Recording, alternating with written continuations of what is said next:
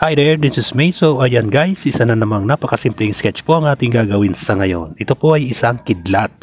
Ang kidlat ay ang atmosperikong paglabas ng dagitab. Ito ay biglang elektrostatikong pagpapakawala sa panahon ng isang unos na elektrikal sa pagitan ng nakakargang elektrikong mga rehiyon ng alapaap sa pagitan ng alapaap na iyon at sa isa pang alapaap o sa pagitan ng isang alapaap at ang kalupaan. Sa panahon ng tag-ulan, hindi maiiwasan na may kidlat paminsan-minsan. Kadalasang nangyayari ang kidlat sa mga ulap. Ngunit kapag masama na ang panahon at iba ang lakas ng ulan, minsan ay nabubuo ang kidlat na tumatama sa lupa. Kapag may kulog, ibig sabihin ay may kidlat. Ang kulog ay nangyayari galing sa kidlat.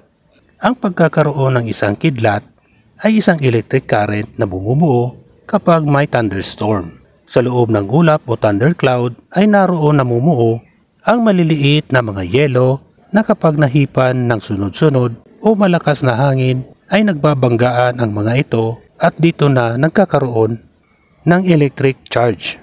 Ang electric charge sa lupa ay nasa mga bundok, puno, tao, hayop o gusali. Kapag ang electric charge ng mga ito ay nagtagpo kasama ang electric charge sa langit ay dito na magkakaroon ng kidlat. Laging sabay ang kulog at kidlat, ngunit mas mabilis ang galaw ng kidlat kaysa sa galaw ng kulog.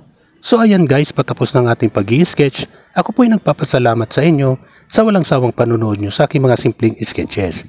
So ayan guys, tapos na nga po. Maraming salamat. Bye bye. Thank you.